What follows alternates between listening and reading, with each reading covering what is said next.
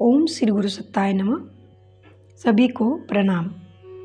कुमारी लड़कियों को वृद्धों के हाथों में बेचे जाने में कई बार तो धन के लोभी कन्या मांस विक्रेता हृदयहीनों की दुर्बुद्धि भी काम करती है, जिन्हें लालच के आगे दीन धर्म न्याय अन्याय कुछ भी नहीं सूझता।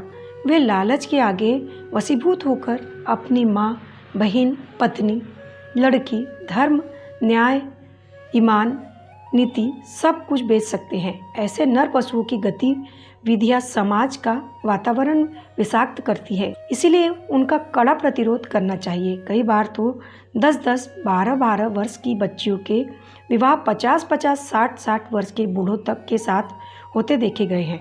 इन नरमेधों से विवाह शब्द भी कलंकित होता है। प्रयत्न यह करना चाहिए कि लूट, अपहरण, हत्या, बलात्कार जैसे अपराधों की तरह इन्हें भी रोकने का प्रयत्न किया जाए। यद्यपि ऐसी घटनाएं कम ही होती है, पर सारे समाज में एक भी ऐसा अपराध होना असह्य हो जाना चाहिए। कन्या विक्रय की धृष्ट वृद्धि से वृद्ध विवाह कम ही होते हैं, फिर भी उनकी बहुत बड़ी संख्या जो देखने में आती है, उसका कारण अभिभावक की दहेज संबंधी मजबूरी होती है। आर्थिक स्थिति ठीक न होने से दहेज की लंबी चौड़ी मांगे पूरा कर सकना एक सामान्य स्तर के व्यक्ति के लिए कठिन होता है। वह कन्या के उपयुक्त वर ढूंढता रहता है। एक जगह सफलता नहीं मिलती तो दूसरी जगह व्यवस्था न बनने पर तीसरी जगह ढूंढता है। इस प्रकार तलाश करने में दिन बीतते रहते हैं और लड़की बड़ी होती रहती है। धीरे धीरे वे काफ़ी बड़ी हो जाती है, जबकि समाज की प्रचलित परंपराओं में आमतौर से 20 वर्ष के भीतर लड़कियों के विवाह हो जाते हैं। लड़कियों की आयु कुछ ही बड़ी हो गई हो तो उससे छोटी आयु का तो क्या बराबरी का लड़का भी मिल सकना कठिन हो जाता है। प्रचलित मान्यताओं के अनुसार लड़के से लड़की को कई वर्ष का छोटा होना चाहिए। बराबर की या बड़ी लड़की से विवाह करना बुरा माना जाता है। पुरुष स्त्री पर समुचित शासन कर सके, यह बात आयु में छोटे रहने पर ही ठीक तरह बनती है। इसीलिए रिवाज यही है कि वधू वर्ष से कई वर्ष छोटी हो।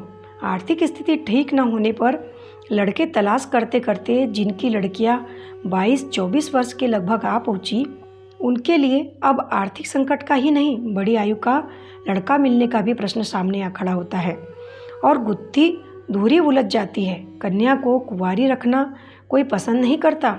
उनका विवाह होना चाहिए, फिर चाहे वह बड़ पीपल के साथ ही क्यों न हो।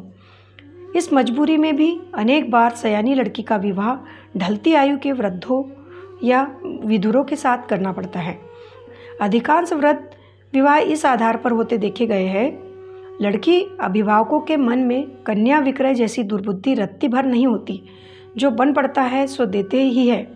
ऐसा विवाह करने की मजबूरी पर दुख या लज्जा भी अनुभव करते हैं, पर उन्हें और कोई मार्ग नहीं दिखता। जब सारे द्वार बंद दिखते हैं तो व्यवस्था में उन्हें यही करने के लिए बाध्य होना पड़ता है। इस दोहरी आपत्ति का मुकाबला दोहरे साहस के साथ किया जाना चाहिए। दहेज की कुरीति का उन्मूलन करने के साथ साथ ऐसी व्यवस्था का हल निकालने के लिए हमें अपने दृष्टिकोण में यह सुधार भी करना चाहिए कि लड़के से लड़की थोड़ी बड़ी भी हो तो उसमें कोई हर्ज नहीं। आमतौर से वर बड़ा और वधू छोटी होती है। इस छोटे बड़े होने का कोई प्रतिकूल प्रभाव दाम्पत्य जीवन पर नहीं पड़ता। फिर यदि वधू थोड़ी बड़ी है और वर कुछ छोटा हो तो इससे क्या आपत्ति आ सकती है। वर वधू पर शासन करे, यह इच्छा एक तो वैसे ही सामंतवादी है, फिर उसकी आयु के कुछ वर्ष छोटे बड़े होने से कोई संबंध नहीं। यह तो प्रतिभा और गुणों का प्रश्न है। फिर पति पत्नी तो एक ही रथ के दो पहिए हैं। किसी को किसी पर शासन नहीं करना है। कोई किसी को दबाकर रखने की इच्छा क्यों रखे। दोनों प्रेम, सद्भाव और विचार विनिमय पूर्वक ही अपने गृहस्थ जीवन को सफल बनाते हैं। उनमें किसी का कुछ वर्ष छोटा बड़ा होना भी बाधक नहीं हो सकता। गुण, कर्म, स्वभाव की दृष्टि से, शारीरिक और मानसिक दृष्टि से ही उपयुक्त जोड़े ढूंढने चाहिए। अमेल विवाह दुखदायक सिद्ध होते हैं। बच्चों की अभिरुचि और आकांक्षा का ध्यान रखते हुए उनका जोड़ा चुना जाए। रूप की अपेक्षा गुणों को प्रधानता दी जाए।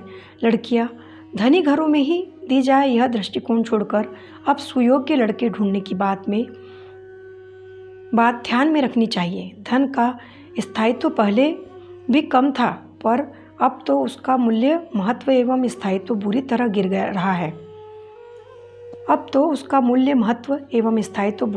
रहा है। धनी घर में अयोग्य लड़कों की अपेक्षा गरीब घर के सुयोग्य लड़के हर दृष्टि से अच्छे रहते हैं। लड़की की जिंदगी किसी परिवार की संपन्नता के आधार पर नहीं, लड़के की सुयोग्यता के आधार पर सुखी हो सकती है। इसीलिए संपन्नता पर नहीं, लड़के की प्रतिभा एवं सज्जनता पर ही विशेष ध्यान दिया जाना चाहिए। लड़की की योग्यता अयोग्यता के अनुरूप ही लड़के ढूंढे जाए। धन के प्रलोभन से अयोग्य कन्याओं को सुयोग्य लड़कों के साथ बांधने में सफलता मिल भी जाए तो भी वह एक तरह की असफलता ही मानी जाएगी। ऐसे जोड़े कम ही सुखी रह पाते हैं। यथासंभव विवाह निश्चित करने से पूर्व वर कन्या को एक दूसरे के विषय में जानकारी दे देनी चाहिए और प्रत्यक्ष या अप्रत्यक्ष रूप से उनकी सहमति भी लेनी चाहिए। उनकी इच्छा के विपरीत संबंध कदापि न किए जाए। दहेज आदि की कठिनाइयों के कारण कई बार लड़कियां बड़ी हो जाती है और उपयुक्त लड़के नहीं मिलते। ऐसी दशा में अधिक आयु के वर ढूंढ लिए जाते हैं।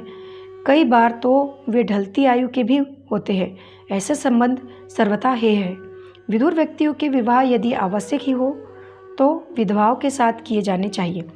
जो नियम स्त्री के लिए है वही पुरुष के लिए भी होने चाहिए। विधवा और विधुरों की नैतिक, धार्मिक एवं सामाजिक स्थिति एक समान है। प्रतिबंध और सुविधा दोनों को समान होनी चाहिए। यदि विधवा होने पर स्त्री का विवाह अनुचित है तो वैसा ही प्रतिबंध विधुरों पर भी होना चाहिए। यदि विधुरों को दूसरा विवाह करने की छूट है तो वैसा ही छूट विधवाओं के लिए भी रहनी चाहिए। न्याय सबको समान मिलना चाहिए। बंधन सब पर समान रहने चाहिए।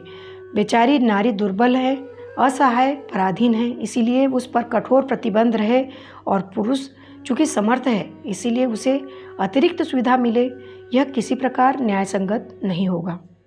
शीर्षक समाप्त। पुस्तक का नाम विवाहों के आदर्श और सिद्धांत। लेखक पंडित श्रीराम शर्मा आचार्य। धन्यवाद।